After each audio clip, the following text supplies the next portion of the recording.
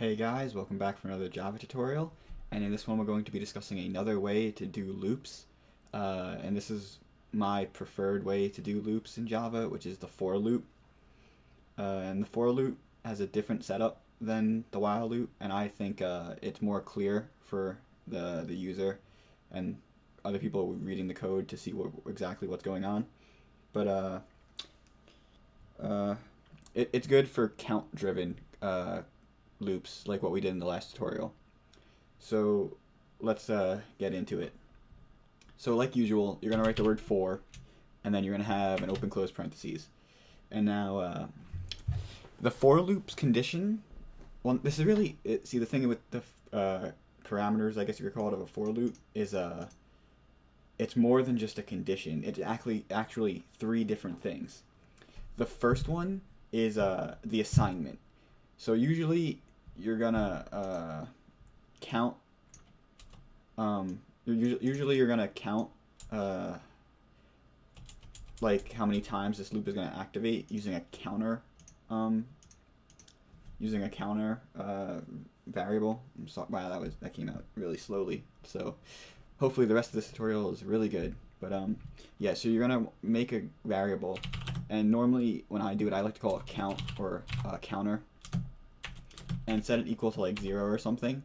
And this is the first part of a for loop where it has an assignment or creation of a variable, and then you put a semicolon because the parts of the for loop are separated by semicolons. So first is the assignment of a variable.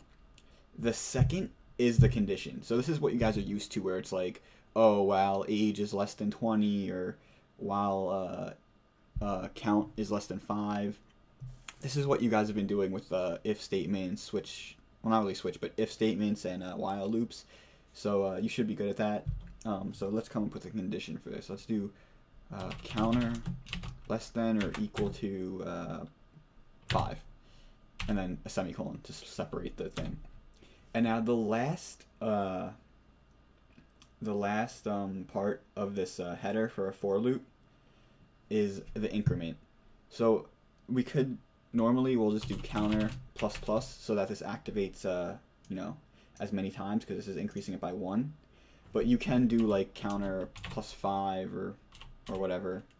There there is a way to do that if you don't want it to activate every single time. So, but that we'll just use plus plus because that's normally what you'll do, because you want to check every single step of a loop, or most commonly that's a common thing to do. So I'm going to teach it like that.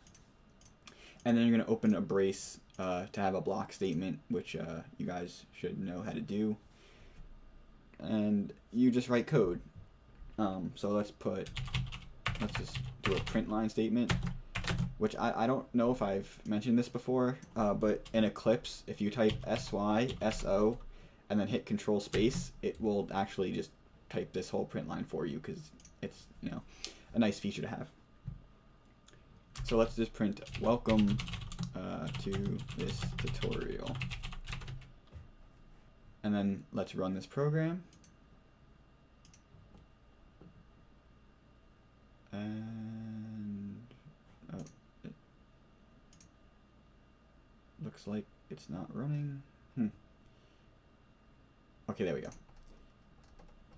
And you can see it activated 1, 2, 3, 4, 5, 6 times because it starts at 0. Well, we started it at 0. You can start it at any value that you want. So this is a quick tutorial for loops, but the things to take from this are the for loop header has 3 parts. It has the assignment, the condition, and the increment. So I'll do a while loop, and I'll show you how this is like I said in the last tutorial.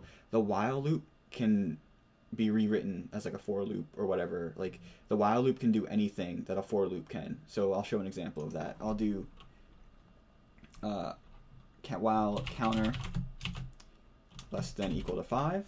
There's your condition. Here's your printout.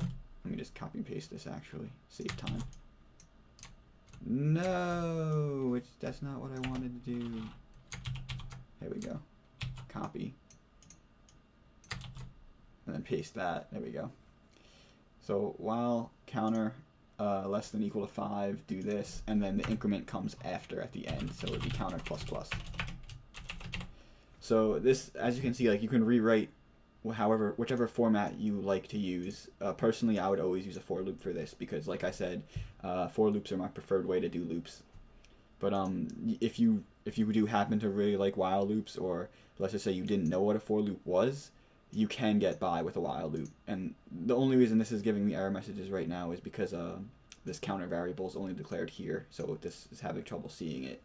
But that's a discussion for another tutorial. So thanks for watching. Hope you guys enjoyed.